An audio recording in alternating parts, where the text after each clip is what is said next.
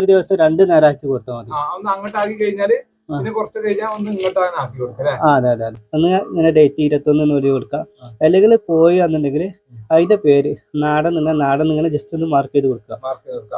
കടലാസ് മനസ്സിലാണ് നല്ലത്. കോഴിമുട്ട ഇങ്ങനെ ചെറുതായിട്ട് ഇങ്ങനെ ചെരിച്ച് വെച്ച് കൊടുക്കാം. അപ്പൊ നമുക്ക് ഇവിടെ എയർസെല്ല് കാണാൻ പറ്റും, ചെറുതായിട്ട് ഒരു എയർസെല്ല് കാണാൻ പറ്റും. അപ്പൊ നമ്മളെ വീട്ടിലൊക്കെ കോഴികൾക്ക് ഇപ്പൊ എത്ര മുട്ട വെക്കാൻ കഴിയും? മാക്സിമം പോയി കഴിഞ്ഞാൽ 10 മുട്ട അല്ലേ? ഇപ്പൊ ഇതുപോലെ ഒരു ഇൻക്യുബേറ്റർ ഉണ്ടെങ്കിൽ നമുക്ക് 60 മുട്ട വരെ വളരെ സിമ്പിൾ ആയിട്ട് നമുക്ക് വിരിയിച്ചെടുക്കാൻ പറ്റുന്ന ഒരു ഇൻക്യുബേറ്റർ ആണ് ഇത്. ഇതൊരു മാനുവൽ ടൈപ്പ് ആണ്. ഇതിന്റെ സെമി ഓട്ടോമാറ്റിക് ഉണ്ട്, അതായത് ഫുൾ ഓട്ടോമാറ്റിക് ഒക്കെ ചെയ്ത് കൊടുക്കുന്ന ഒരു സ്ഥലത്താണ് ഉള്ളത്. ഇന്ന് നമ്മൾ എത്തിയിട്ടുള്ളത് എന്റെ സുഹൃത്ത് മജീദിന്റെ വീട്ടിലാണ്. ഇതൊക്കെ ഇവിടെ ഉണ്ടാക്കി വെച്ച ഇൻക്യുബേറ്റർ ആണ്. ഇവിടെ 60 കോഴിമുട്ട വെക്കുന്ന മാനുവൽ ഇൻക്യുബേറ്റർ ഉണ്ട്, സെമി ഓട്ടോമാറ്റിക് ഇൻക്യുബേറ്റർ ഉണ്ട്, ഓട്ടോമാറ്റിക് ഇൻക്യുബേറ്റർ ഉണ്ട്, പിന്നെ 100 കോഴിമുട്ട വെക്കുന്ന മാനുവൽ ഇൻക്യുബേറ്ററുകളുണ്ട്. എൻ്റെ പേര് അബ്ദുൽ മജീദ്. എൻ്റെ വീട് വരുന്നത് മലപ്പുറം കോട്ടക്കൽ കുറുകത്താണി എന്ന സ്ഥലത്താണ്. ഞാൻ 4 വർഷമായിട്ട് ഇൻക്യുബേറ്ററിൽ നിർമ്മിച്ച് കൊടുക്കുന്നുണ്ട്. എത്ര മുട്ട വരെ വെക്കാൻ പറ്റുന്ന ഇൻക്യുബേറ്റർ? 60 കോഴിമുട്ട വെക്കുന്നുണ്ട്, 100 കോഴിമുട്ട വെക്കുന്നതൊക്കെ ഉണ്ട്. മജീദ് ഭായ്, ഇതിപ്പോ ഏറ്റവും കൂടുതൽ ആളുകൾ വാങ്ങണത് ആരൊക്കെയാണ്? ഇത് സാധാരണ വീട്ടിലെ ആവശ്യത്തിന് വേണ്ടിയിട്ടാണ് ഇൻക്യുബേറ്റർ ഉപയോഗിക്കുന്നത്. നമ്മള് അതെ അതെ അതെ അതെ. കോഴിക്ക് നേരത്തെ എണീറ്റ് പോകല്ലോ, അപ്പൊ എനിക്ക് പകരമായിട്ട് ഉപയോഗിക്കാൻ ഏറ്റവും നല്ലതാണ്.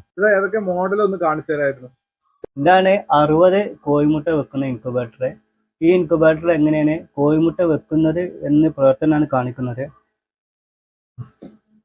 ആദ്യം നമ്മളിതില് ന്യൂസ് പേപ്പർ വിരിക്കുക, അതിന് ശേഷം നെറ്റ് വെക്കുക, പിന്നെ ഈ കോഴിമുട്ട നിരത്തി വെക്കുക, പിന്നെ നമ്മള് ഈ ഒരു പാത്രത്തിൽ വെള്ളം ഒഴിച്ചെടുക്കുക.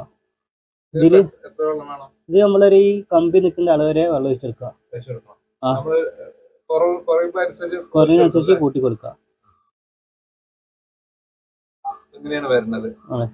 നമ്മളെ ഹ്യൂമിഡിറ്റിക്ക് വേണ്ടിയിട്ടാണ് ഇതിൽ വെള്ളം വെക്കേണ്ടത്.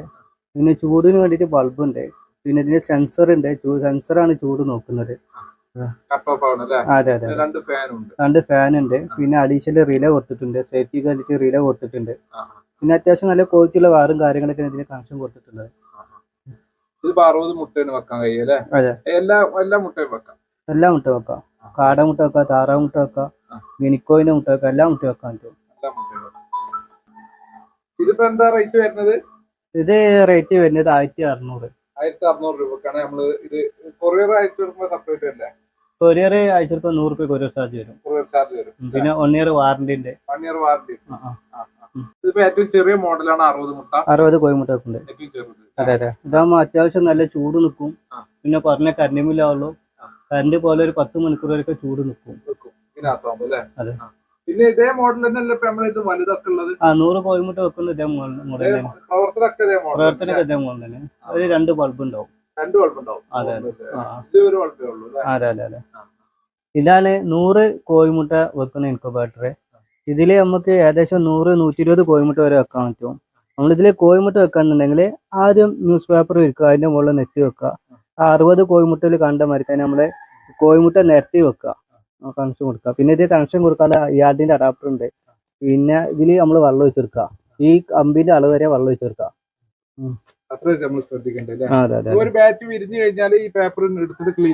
ക്ലീൻ ചെയ്യണം. ഇത് നമ്മള് ആദ്യം നമ്മള് നെറ്റ് എടുക്കുക, ക്ലീൻ ചെയ്യുക, പിന്നെ ന്യൂസ് പേപ്പർ ഒഴിവാക്കുക, ക്ലീൻ ചെയ്യുക. ഇതില് നോട്ടീസ് ഉണ്ട്. ഇതില് ഫുള്ള് കാര്യങ്ങളുണ്ട്, എങ്ങനെ കോഴിമുട്ട വെക്കേണ്ട കാര്യങ്ങളൊക്കെ ഇതിലുണ്ട്. ഫുൾ അതിലുണ്ട്, എങ്ങനെ ചെയ്യേണ്ട കാര്യങ്ങളൊക്കെ അതിലുണ്ടാവും. ഇത് 1 ഇയർ ഗ്യാരണ്ടി ഉണ്ടോ? 1 ഇയർ ഗ്യാരണ്ടി ഉണ്ട് കേട്ടോ. എന്ത് കംപ്ലൈന്റ് ഉണ്ടെങ്കിലും നമുക്ക് ചെയ്ത് കൊടുക്കാം. ഇതാണ് 60 കോഴിമുട്ട വെക്കേണ്ട ഇൻക്യുബേറ്റർ. ഇത് നമ്മൾ സാധാരണ ഇങ്ങനെ എല്ലാ കോഴിമുട്ടകളും കൈ തട്ടുന്ന രീതിയിൽ ചെറുതായിട്ട് ഇളക്കി കൊടുക്കണം. അതിൽ നിന്ന് വ്യത്യസ്തമാണ് ഇത് സെമി ഓട്ടോമാറ്റിക് ഇൻക്യുബേറ്റർ ആണ്. ഇതിൽ നമ്മൾ ഇളക്കി കൊടുക്കേണ്ട ആവശ്യമില്ല. ജസ്റ്റ് കോഴിമുട്ട ഒന്ന് വലിച്ചു കൊടുത്താൽ മതി. ജസ്റ്റ് ഒന്ന് കമ്പി വലിച്ചു കൊടുത്താൽ മതി. ഇതിന്റെ പരിപാടി കണ്ടിട്ടുണ്ടെങ്കിൽ നമ്മൾ ജസ്റ്റ് ഒന്നിങ്ങനെ കമ്പി ഒന്നിങ്ങനെ വലിച്ചു കൊടുത്തിട്ടുണ്ടെങ്കിൽ എല്ലാ കോഴിമുട്ട തിരിയും. അതെ അതെ അതെ. എല്ലാ കോഴിമുട്ട തിരിയും. അതെ അതെ. ഇത് നമ്മൾ ഒരു ദിവസം 2 നേരമാക്കി കൊടുത്താൽ മതി. അതെ അതെ അതെ. അതെ അതെ അതെ. അപ്പൊ ഈ സെമി ഓട്ടോമാറ്റിക് ഇതിപ്പോ എന്താ റേറ്റ് വരുന്നത്? ഇത് റേറ്റ് വരുന്നത് 1,800 റേറ്റ്. ഇത് റേറ്റ് വരുന്നത് 1,600. ഇതിപ്പോ 60 കോഴിമുട്ട വെക്കുന്ന manual incubator, semi automatic incubator ആണ്. ഇത് നമ്മുടെ ലിവർ ടൈപ്പ് ആണ്, കംപ്ലീറ്റ് വലിക്കുന്ന ടൈപ്പ് ആണ്. ഇതിൽ നിന്ന് വ്യത്യസ്തമാണ് ഓട്ടോമാറ്റിക് ഇൻക്യുബേറ്റർ, ഫുൾ ഓട്ടോമാറ്റിക്. ഇത് ഓട്ടോമാറ്റിക് ആയിട്ട് കോഴിമുട്ട തിരിയും. ഇതിനകത്തൊരു മോട്ടർ ഉണ്ട്. ഈ മോട്ടർ ഓരോ 3 മണിക്കൂർ കൂടുമ്പോഴും ഓട്ടോമാറ്റിക് ആയിട്ട് തിരിയും. അപ്പൊ നമ്മള് മാനുവൽ കണ്ടത് ഇങ്ങനെ നമ്മള് വലിക്കണത് കമ്പിയായിട്ട് അല്ലേ? അതെ അതെ അതെ. ഈ മോട്ടറിന് അതേ പ്രവർത്തനം തന്നെ അല്ലേ? അതെ അതെ. അങ്ങോട്ടും ഇങ്ങോട്ടോ 3 മണിക്കൂറിൽ അത് സെറ്റ് ചെയ്തിട്ടുള്ളത്? അതെ അതെ, 3 മണിക്കൂറിലാണ് സെറ്റ് ചെയ്തിട്ടുള്ളത്. പിന്നെ ബാക്കിലൊരു സ്വിച്ച് ഉണ്ട്, അത് ജസ്റ്റ് ഓൺ ആക്കി കൊടുത്താൽ മതി,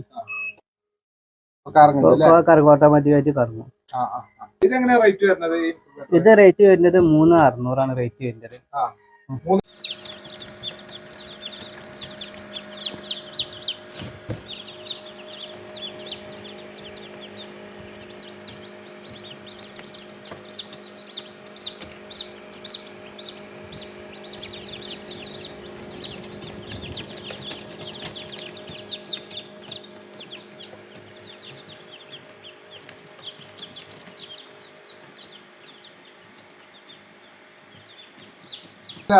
അതെ, നമ്മള് സാധാരണ കോഴിമുട്ട മാർക്ക് ചെയ്യാറുണ്ട്. അത് നമ്മൾ ഒരിക്കലും ഒരു മാർക്കറോണ് മാർക്ക് ചെയ്യരുത്. ജസ്റ്റ് കർലാസ്മെൻസിലോണ്ട് മാർക്ക് ചെയ്യാം. മാർക്ക് കൊണ്ട് മാർക്ക് ചെയ്തിട്ടുണ്ടെങ്കിൽ ആ ഭാഗം അടയും, അവർക്ക് എയർസെല്ലൊക്കെ അടയും. അപ്പൊ വിരിയാനുള്ള ബുദ്ധിമുട്ട് പ്രശ്നമാണ്, കോഴിമുട്ട പൊട്ടി തെറ്റാനൊക്കെ സാധ്യത. നമ്മൾ സാധാരണ കോഴിമുട്ട മാർക്ക് ചെയ്യുന്നത് നമ്മൾ വ്യത്യസ്ത ഡേറ്റിൽ കോഴിമുട്ട വെക്കുന്നതിനും പിന്നെ പല പല കോഴിക്കുട്ടികളെ വെക്കാന്നുണ്ടെങ്കിൽ അത് തിരിച്ചറിയാൻ വേണ്ടിയിട്ടാണ് നമ്മൾ മാർക്ക് ചെയ്യുന്നത്. അപ്പോൾ ജസ്റ്റ് ഒരു കോഴിമുട്ട എടുത്തിട്ട് ഇതിന് മുകളിൽ ഒന്നുകിൽ ഡേറ്റ് എഴുതി കൊടുക്കുക, ഒന്നുകിൽ ഇങ്ങനെ ഡേറ്റ് 21 എന്ന് എഴുതി കൊടുക്കുക, അല്ലെങ്കിൽ കോഴി എന്നുണ്ടെങ്കിൽ അതിന്റെ പേര് നാടൻ ഇങ്ങനെ ജസ്റ്റ് ഒന്ന് മാർക്ക് ചെയ്ത് കൊടുക്കുക. കർലാസ്മെൻസിലാണ് നല്ലത്. മാർക്കായിട്ട് ചെയ്യുമ്പോൾ അതിന് എയർസെല്ലിൽ അടയാള ചാൻസ് കൂടുതലാണ്. അതെ അതെ. മുട്ട വിരിയാതിരിക്കാനുള്ള കാരണങ്ങളാവും അല്ലേ? അതെ അതെ അതെ. നമുക്കിപ്പോ ഈ തെർമോകൂളറിലാണോ ഇൻക്യുബേറ്റർ ചെയ്യാൻ നല്ലത്? അതെ അതെ. അതുകൊണ്ടുള്ള ഗുണം എന്താ? തെർമോകൂളാകുമ്പോൾ അത്യാവശ്യം നല്ല ചൂട് നിൽക്കും, പറഞ്ഞ കറണ്ടില്ലാതെ കറണ്ട് പോലെ ഒരു 10 മണിക്കൂർ വരെ ചൂട് കിട്ടും. പിന്നെ എല്ലായിടത്തും ചൂട് ഒരേ മരുന്ന് കിട്ടും. EPS തെർമോകൂൾ എല്ലായിടത്തും ഒരേ മാർക്ക് ചൂട് കിട്ടുന്നതുകൊണ്ട് അത്യാവശ്യം കുഴപ്പമില്ലാതെ നന്നായിട്ട് വിരിയും.